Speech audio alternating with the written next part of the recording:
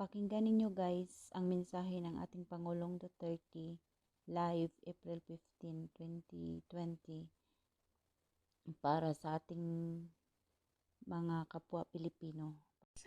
Lahat ibigay mo doon sa opisina na set up ng task force. At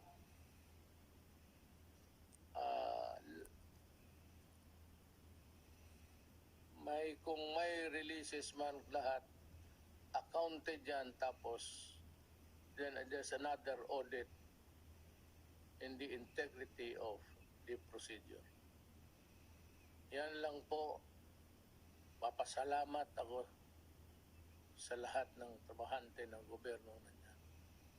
At ako naman po at the same time nagbibigay ng warning. Totohanan ko talaga kayo. Sa crisis, tapos gawin mo pa yung dapat ka talagang ikulong. Hindi kita i-release.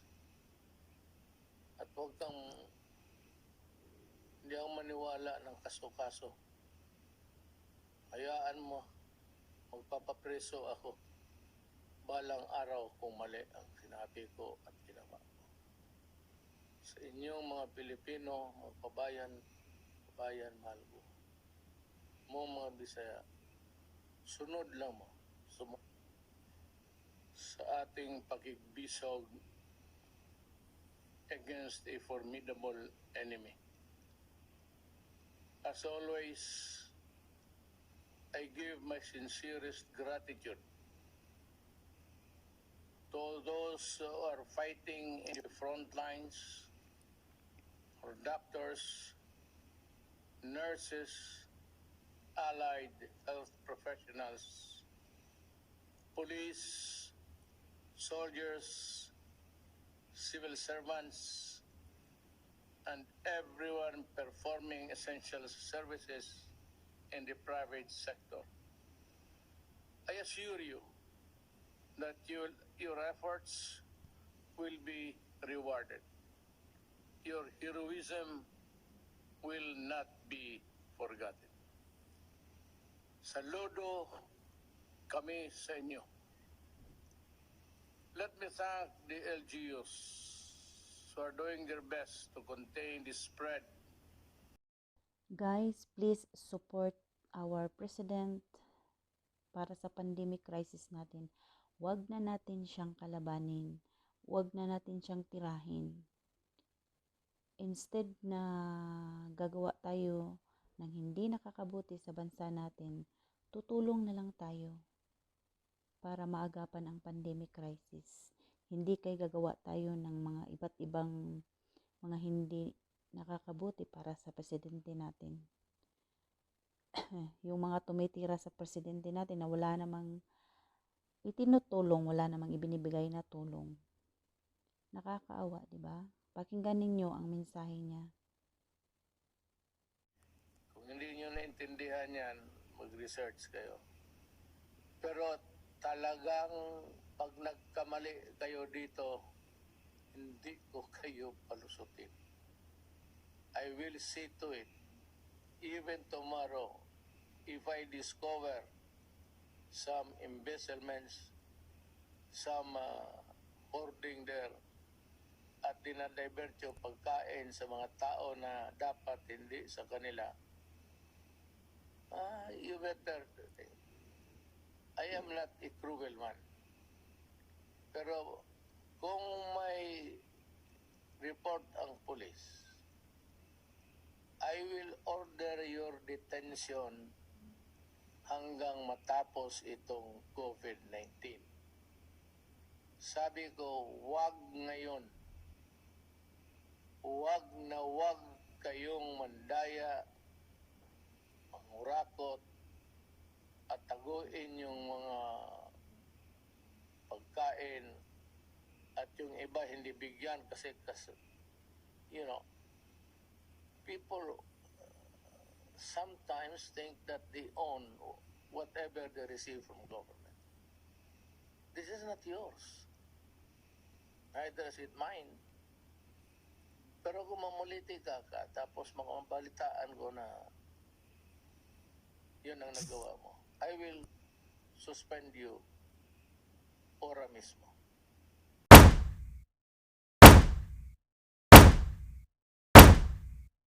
Really,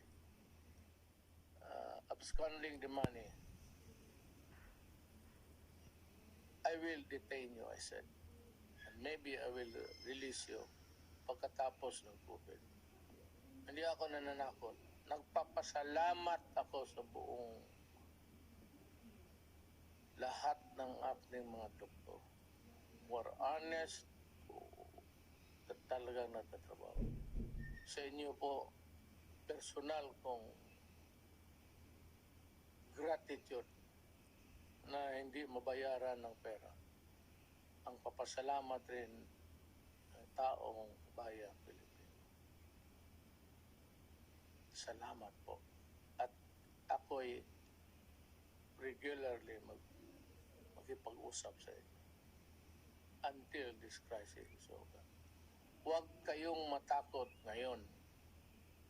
Huwag kayong matakot kasi sabi ko may pera ako at kung meron man ng palpak-palpak dyan kunti, ayusin namin yan. Ayusin ni Lorenzana yan, the implementor, pati ni Anyo sa JN. Ato si Galbeso, I see that you are employing innovative programs and initiatives to address the needs of your constituents. Yan ang dapat tulungan. Rest assured that the national government is behind you as we safeguard the welfare of our people in your communities. I issued an order to Executive Secretary Major Dia clearly laying down the responsibilities of each department in implementing the Bayanihan to Heal as One Act.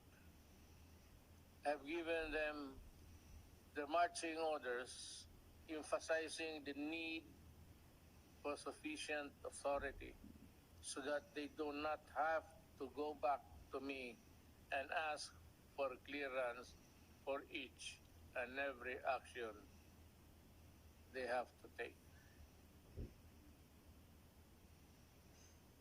All of the details of our actions will be part of my report, which will be submitted to Congress pursuant to Bayanihan Act.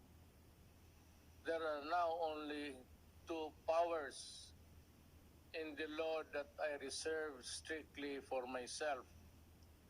One is the power to direct the operation of private establishments.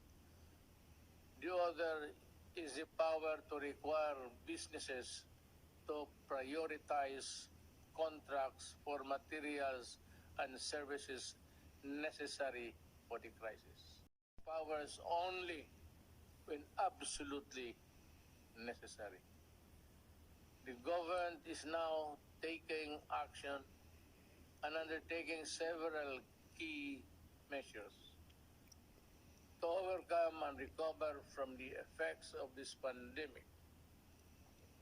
These measures have three main priorities.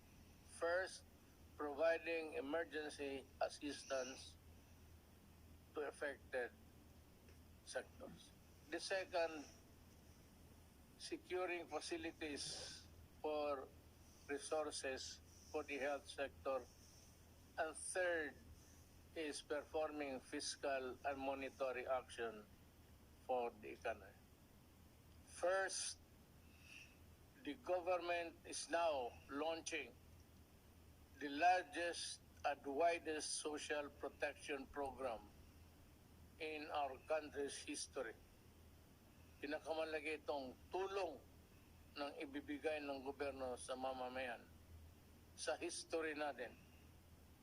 karoon lang tayo nagkaroon ng problemang ganito. To make up for the loss of economic opportunities due to quarantine measures in the place of COVID-19.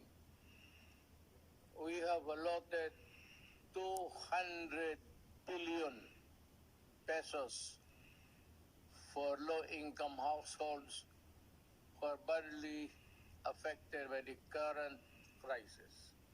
Sila ang nasa informal sector and those who live day-to-day on subsistence wages or no work, no pay.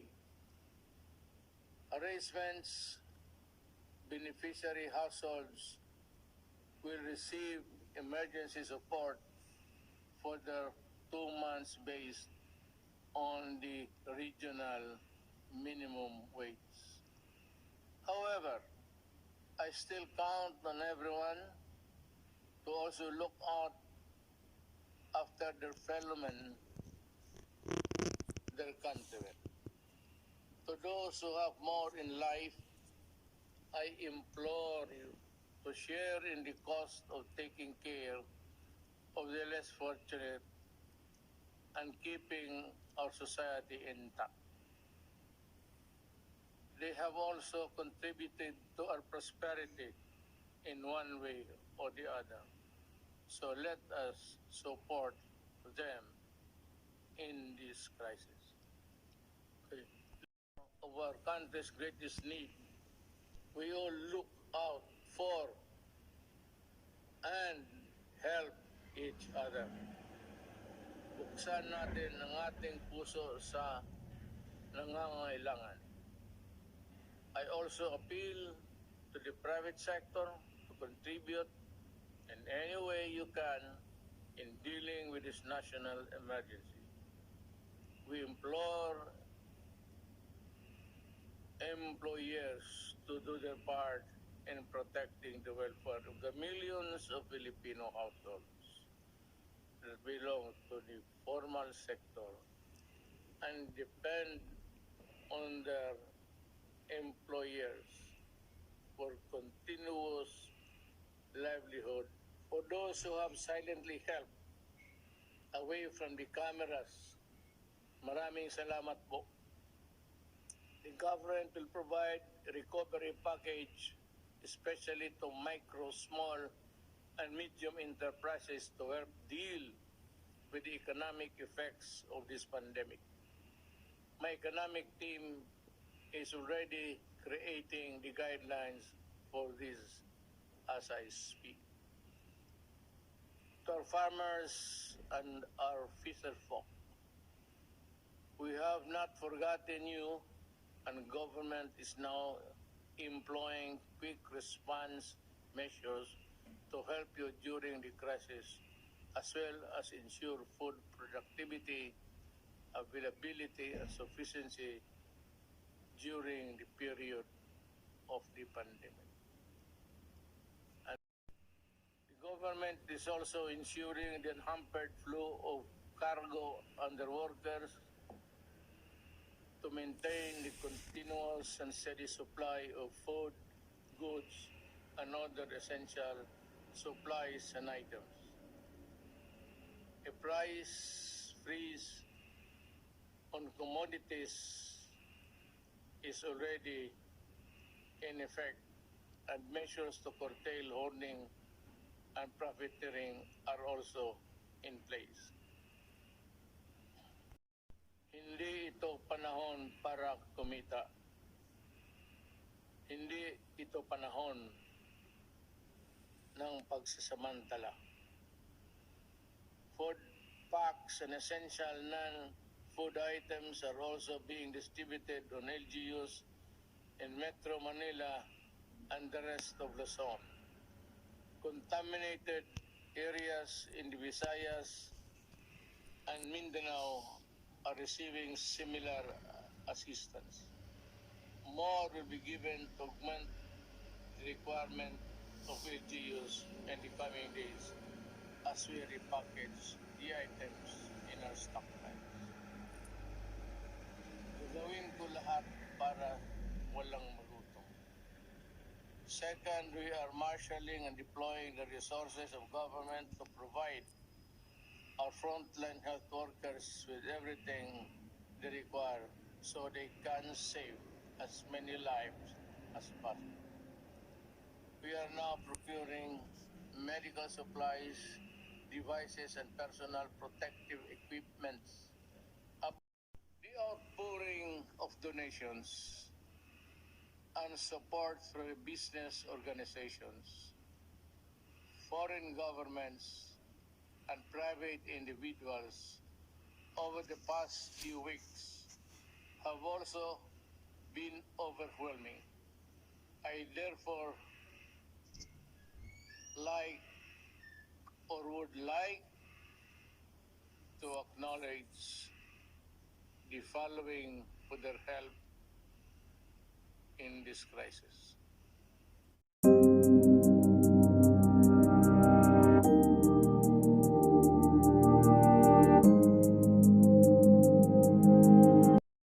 Thank you for watching.